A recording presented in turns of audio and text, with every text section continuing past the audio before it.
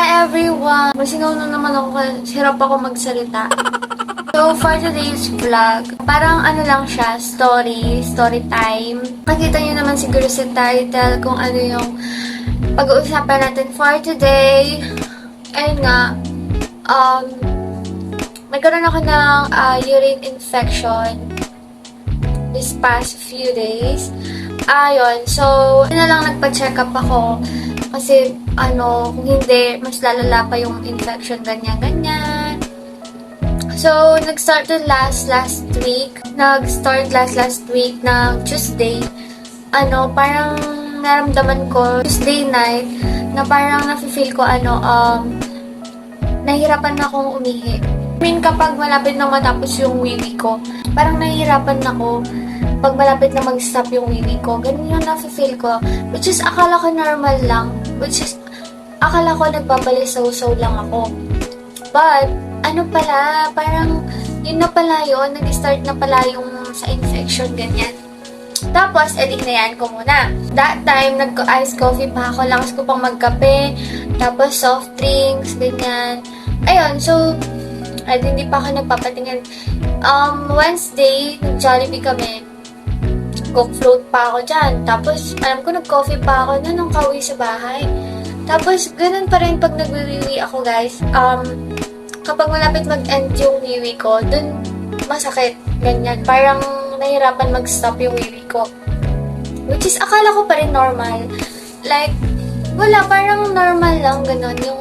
Kasi first time ko talaga magkaroon ng ganito, yung urine infection. Hanggang sa Thursday, Friday, hinayaan ko talaga as in.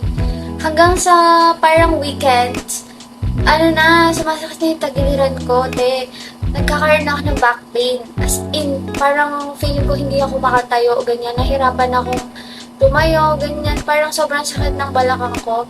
Na first time ko lang naranasan. Yung parang alam mo yung sasakit siya na walang dahilan, ganon. So, ayun, edi parang inaano ko pa rin. Sasantabi ko pa rin muna. Weekends yun, Sabado at Linggo, yun talagang sumasakit na, guys, as in. Pero alam nyo ba, yung right side lang yung masakit, yun. Yung right side lang, yung kabila hindi. Ganon din yung sa tagiliran ko. Right side lang yung masakit, yung sa kabila hindi. Tapos yun, nung Monday, yun na yung pinakamalala kong na-feel na sobrang sakit ng likod ko. As in, akala ko hindi na ako makakatayo, guys. Kasi, tapos naghalo pa na sobrang, Sunday night, sobrang sakit ng ulo ko, guys. As in, para akong lalagnatin. Tapos, sobrang nilalamig ako, ganon. E di, ang ginawa ko lang is nag-white flower lang ako. Kasi normal sa akin na sumasakit talaga yung ulo ko. Sakit din yung ulo ko. Di, nag-white flower ako. Tapos natulog ako ng maaga.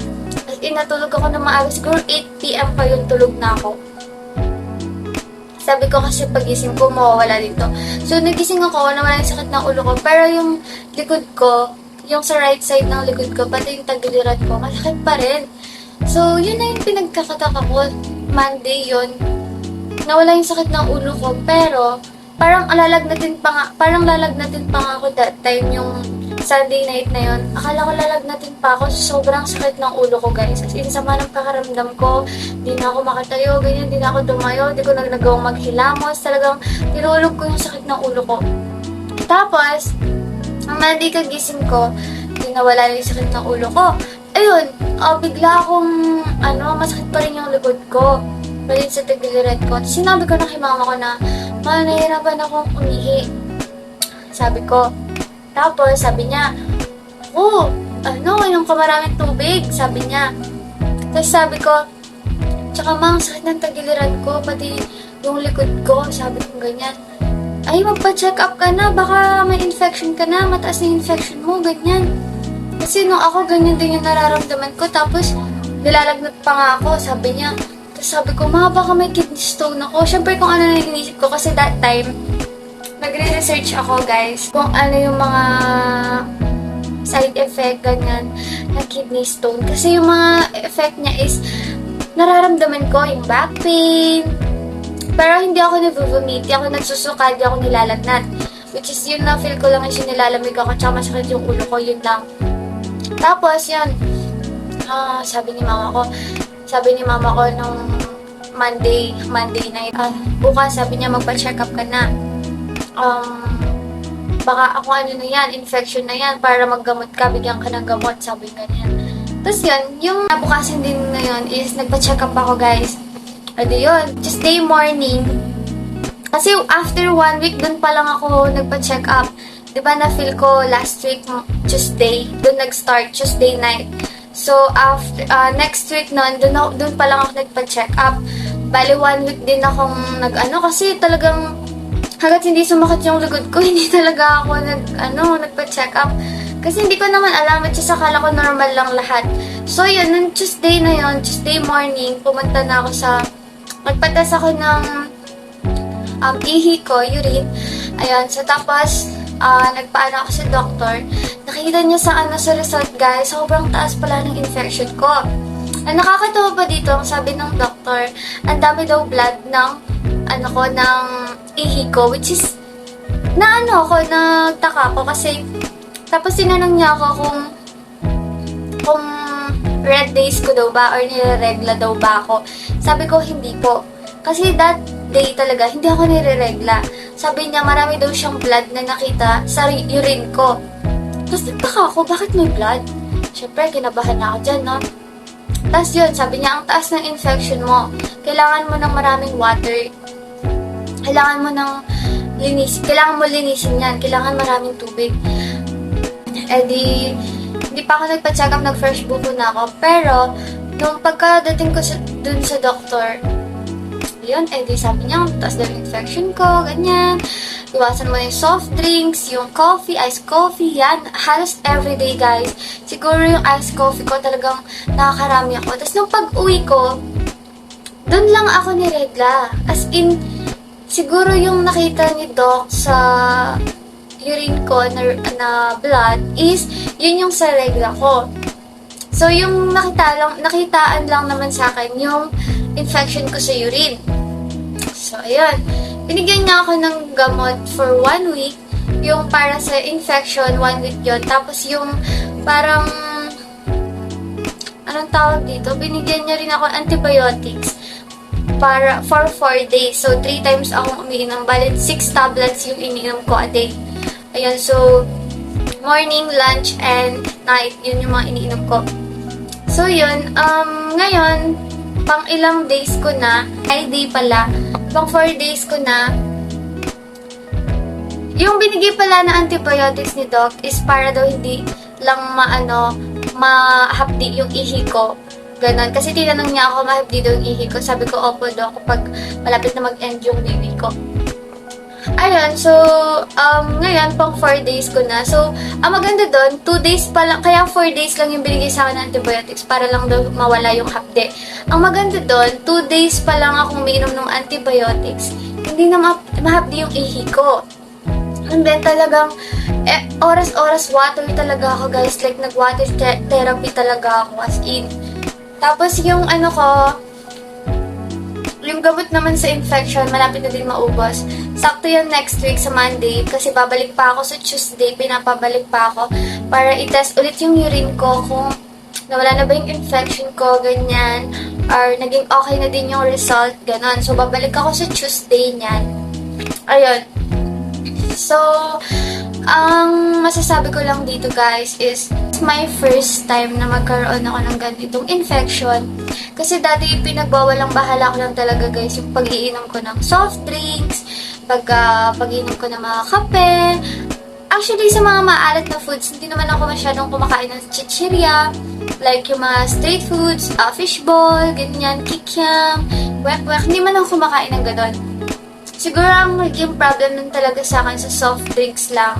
And sa mga frozen foods din siguro, like hotdog, ham, ganon, madalas kong ulamin ganon. So, masama yung mga ganon, like pancit canton, ganon, yung mga instant noodles, ganon. So, iwasan natin yung mga ganon, guys. Tsaka, feeling ko nakulangan din ako sa water. Dapat, sabi ni Doc, mas lamang dapat yung water kaysa sa mga soda, yung mga coffee, ganon. Kasi mas, mas parang, mabilis mag-ano yung infection pag nakulangan ka talaga sa water. So, ayun. Sabi niya, mag-water therapy ka lang, ganyan. Kailangan mas marami yung water kasi sa mga iniinom ka. Doon ako parang yun, ang sakit pala magkaroon ng ganito. Like, dati pinagsasawalang bahala ko lang kasi kala ko normal lang. Tsaka sabi ko, inisip ko, bata pa naman ako, kaya okay lang siguro, ganito, ganyan. Which is wrong. Kasi guys, if I were you, wala pa kayo sa ganitong wala pa kayo sa ganitong sitwasyon, alagaan nyo na mabuti yung health nyo kasi ang hirap talagang magkasakit. Like, super mahirap and hindi mo makakain yung mga gusto mong kainin. Though, habang wala pa kayo dyan, ilimit nyo lang yung mga food na alam nyong makakasama sa kalusugan ninyo para at least nakakain nyo pa rin sila, diba? Pero sabi nga nila, masarap yung bawal. Pero, dapat limit na. Lalo na hindi na tayo like teenager, gano'n. So, ayun, lesson learned. Kailangan mag-water pa rin na madami and less soda, less coffee, ayun. So ako kasi sobrang coffee lover ako, guys, and Coke lover. Wow, hanggang matigok. Ayan na, ito, natitigok na. Ngayon pa lang ako nauntog sa pader, kaya kailangan masunod talaga lahat. And, ngayon, almost a week na ako water and fresh buko lang talaga yung iniinom ko. Kasi talagang gusto ko mawala lahat ng infection and ma-flush out lahat. Mawala lahat and bumalik na sa normal, syempre, yung aking kalusugan. Wah! Pero yun lang naman, guys. So, ako hanggat maaari dapat. Kung ako sa inyo, hanggat maaari, iwasan nyo na yung mga dapat nyong iwasan, ganyan. Baka magaya kayo sa akin, talagang sobrang sakit, guys. As in, ito yung mararamdaman mo yung back pain, tapos tagiliran mo pa, tapos wiwiwi ka pa, ganun. Super sakit. Sabi nga ni Doc sa akin, buti hindi ka nilalagnat kasi kung nilalagnat ka and nagsusuka ka, tinanong niya ako kung nagsusuka ako at nilalagnat. Sabi niya, ay, buti hindi ka nilalagnat tsaka nagsusuka kasi yung mga ganyang case, kino-confine nila. Sabi niya ganyan, sa hospital sila. Sabi niya ganyan. Kasi si mama ko din, guys, nung nagkasakit siya, ganun din yung sa kanya. Kasi si mama ko mahilig siya sa mga kwek-kwek street food like fishball, kikiam, mga ganon.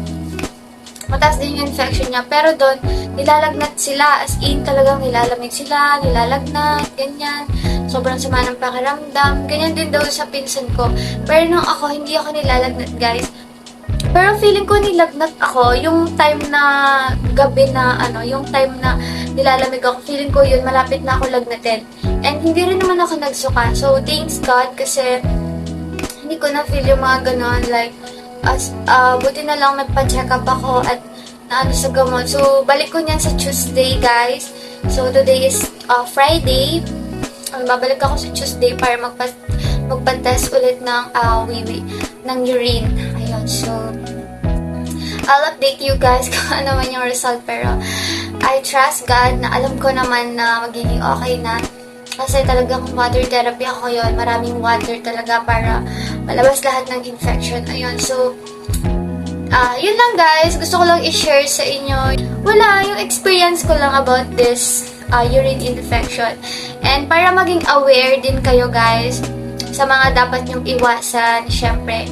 Ayun, so, more water, stay hydrated, guys. Thank you so much, guys, for watching. See you on my next one. Bye!